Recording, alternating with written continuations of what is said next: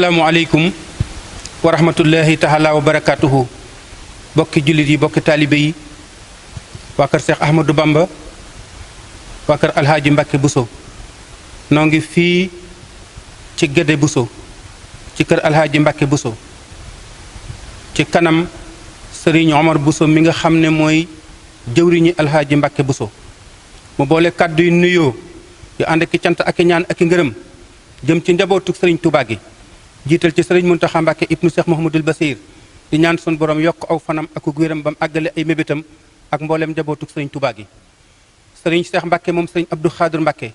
ak mboolem njabootu sëriñ Abdou Khadir Mbàkke di beral kàddu yu cant yu ànd ki ngërëm ak i ñaan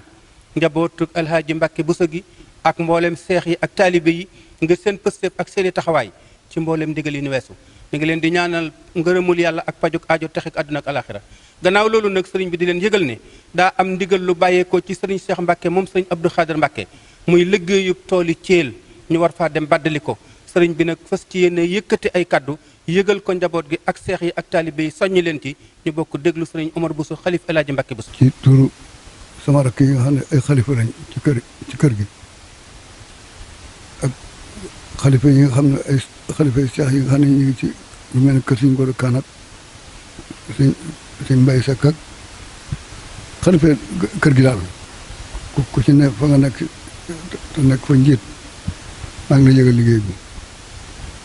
lu ci waaye man def ko ci ngir yàlla ak jëm sëñ Tuubaa ak suñu ko xaadir suñu seexut nag ku dem da nga ko fa fekk ku dem da nga ko fa bàyyi bëgg naa lépp lu waaye di joxe nag ko jox lépp lu waaye da waxit nag ko wax su leen gërëmee naa leen gërëm te moo leen gërëm si Mbàkke Buso gërëm leen suñu Tuubaa gërëm leen jërëjëf. kaddu yooyu moo bàyyeekoo ci sëriñ Omar Bousso muy xalifa Alhaaji Mbàkke Buso di leen yëgal ne sëriñ Cheikh Buso moom sëriñ Maxtaar Buso mooy jëwriñam mi ngi soññ nag mboolem njabootu Alhaaji Mbàkke Buso gi mboolem buntu këri njabooti Alhaaji Mbàkke Buso góor ak jigéen mi ngi soññ mboolem buntu këri seex yi aju ci kër Alhaaji Mbàkke Buso góor ak jigéen mi ngi soññ mboolem taalibe yi aju ci kër gi góor ak jigéen mag ak ndaw soññ mboolem waa marché bi góor ak jigéen di soññ waa réew mi ak waa bitim réew bëgg nu maase dem ca liggéey ba tool ya dañu ko war a baddali mu mel ne mbàcc la ak jëri ak dajale gerte ga ak roñ ngooñ ma ak